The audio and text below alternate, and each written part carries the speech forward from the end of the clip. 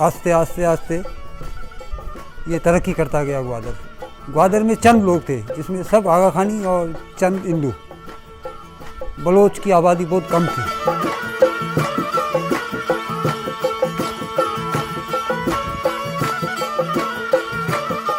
जब सल्तनत ओमान ने ग्वादर बेचना चाहा तो उस वक्त हमारे सर आगा खान साहब ने $1 करोड़ US में ग्वादर खरीदा उनसे।